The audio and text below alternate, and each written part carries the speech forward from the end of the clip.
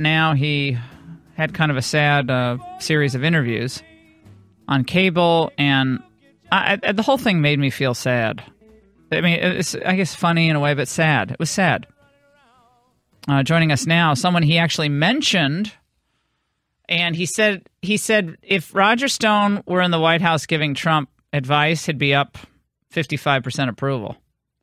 Well, I don't doubt that. Only if I were in there working with him. Roger Stone. How you doing, Roger? How's it going? That may be the one thing Sam said that was absolutely correct. What's happening? Like, I don't think I ever ran across him, which is odd because I pretty much knew everybody in there, but I don't think I ever knew him. Tell me why this may be relevant or why it's just a total media sideshow. Well, it was certainly riveting to watch, kind of like a car crash. Yeah. Sam is very much his own man, marches to his own drummer, certainly not acting at my behest or direction.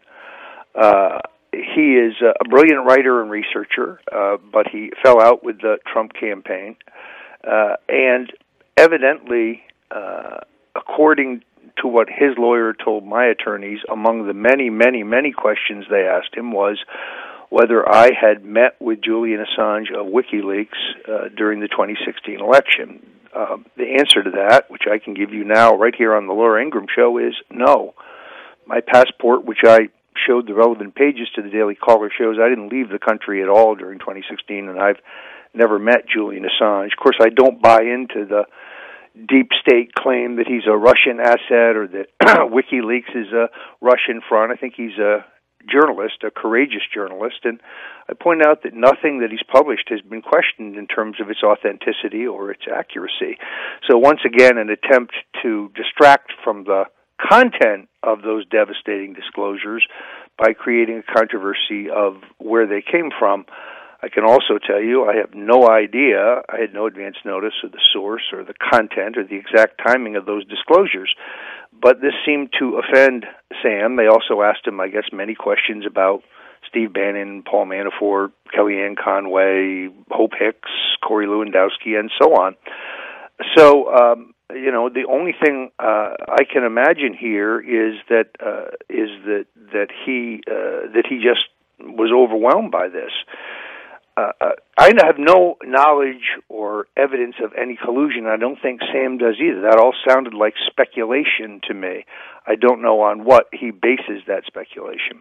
Well, I think that one thing we discover here is that the Mueller investigation it's like any other type of litigation, civil or criminal, frankly, except now there's potential jail time at the other side or even an impeachment, is that they will look under every rock. If you're a good lawyer, you put a big murder board on the wall and you go through person after person and you have dots connected to this one knew this one met this one, and you do it a series of kind of high-class sticky notes, and you try to put it all together, and then you switch this card with that card. You're like, okay, that guy's not really relevant, but you do go through the list of players methodically. That's what I used to do when I worked at Skadden in major litigation, and it's a complicated, long process. But to me, what he said about what Mueller is after, I don't necessarily doubt what he said about what he's after, but I don't know. He doesn't seem to have any unique insight either, as far as I could tell.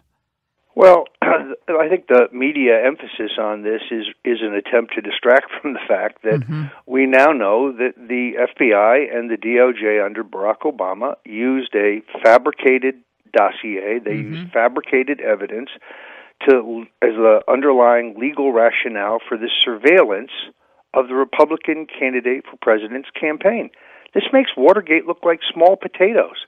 This is an abuse of power that involves the actual function and authority of government to spy on Donald Trump and his campaign. And that narrative is one that the mainstream media would like to cover up, thanks to you and Sean Hannity and Tucker Carlson and a handful of other courageous journalists. We're getting the facts, and they would like to obscure those facts with this strange narrative. Now, Margaret Carlson had a really weird piece, which I wrote a long rejoinder to, which I'll publish today, in which she claims that when he became the nominee, Donald Trump became a public official. I doubt that. And that since he may have received the WikiLeaks emails regarding Hillary Clinton, I don't know that that's true. He certainly didn't get them from me. I can honestly tell you, I've never discussed WikiLeaks or Assange or the Hillary Clinton's missing emails with Donald Trump, not before, during, or after the campaign. So I don't know on what he based his public call for Russia to release the emails if they had them. Clearly sarcasm that drove the mainstream media insane. Mm-hmm. Meanwhile, I think your point about distraction is so apt, given what we found out yesterday, which I went into pretty deep detail on last night, but the regular, lamestream media really didn't, that this Australian diplomat, pals with the Clintons, ends up being the guy who gives the tip to the FBI about George Papadopoulos, who runs, he meets with them in this bar in London, and then he goes to the FBI and he says, "Oh, this looks like the Russians are trying to, muck around with the emails of Podesta and the DNC," and he just happens to be the guy that arranged $25 million grant to the Clinton Foundation for AIDS research and so forth. And there's some questions about whether the grant was properly administered, but nevertheless, another Clinton connection to this Russia investigation that, again, the lamestream media doesn't want to talk about. Well, based on everything I've read, neither Carter Page nor Papadopoulos had any authority in the Trump campaign. They were volunteers on a multi-100-member foreign policy advisory panel that really, was more for a press release than any other purpose. So trying to dress them up as top Trump advisors is disingenuous, to say the least. But it appeared to me that it was Papadopoulos urging the campaign to get in touch with the Russians, advice that was systematically ignored and turned aside. So that whole narrative is strange. What I really don't understand is why the president, instead of tweeting Jeff Sessions that he's unhappy, doesn't just fire him. He is clearly not committed to the rule of law. We know that Rod Rosenstein, the de facto Attorney General, is among those who approved the use of the phony dossier as an underlying rationale for the surveillance of the Trump campaign. It's time for an Attorney General who's committed to the rule of law. It's time for a special counsel who will look into Uranium One, perhaps the largest treasonous financial crime in American history, one that involves Mr. Mueller, Mr. Comey, Mr. McCabe, and Mr. Rosenstein himself. Well, and again, the initial choice, and I've spoken about this so often, just indulge me for a second, Roger. The choice of this Rod Rosenstein to be the number 2 to Jeff Sessions will go down as one of the, many bad decisions, but a potentially catastrophic decision for this administration. Let me sum it up in 2 words: Reince Priebus. Reince Priebus. That's where he came from. That's who pushed his appointment. You'll love this. He had a letter of recommendation from Elijah Cummings. Oh my God. To me, that would exempt you from an appointment in the Trump administration. So that's a question for Mr. Priebus, why he would advance the candidacy of Rod Rosenstein. This guy's a bad actor, and he has a serious conflict of interest in the fact that he appointed Mueller at no one's direction, on his own volition. There was no crime to investigate. Now Mueller's out trying to find a crime. And he again, is complicit in the use of the phony dossier himself. Time for this guy to go. By the way, there was one other thing that Sam Nunberg said to Ari Melber of MSNBC. Let's listen. They're trying to set up a perjury case against Roger Stone, and I'm not going to have it. Roger's my mentor. Roger is like family to me, and I'm not going to do it. I'm not going to do it. And Roger did not talk. Roger may have lied about it, let me be but very Roger clear. did not Are you basing that view that they're going for on the Roger, questions they're I got. trying to use you to get to Roger, based on a theory or based on the questions they asked you? Based on the questions they asked me. I have no idea in advance what they wanted for the grand jury. But what they did tell me was I wasn't going to be a subject or target, and I was going to get the same kind of immunity.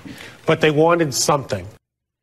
What was your reaction to that when you heard Well, that? I addressed that in the first 5 minutes here. Yeah. They evidently asked Sam whether I met with Julian Assange. The answer, quite simply, is no. Everything. I So the answered all these perjury questions. idea went right to that, but you addressed that in your meetings on Capitol Hill. You already addressed that long ago.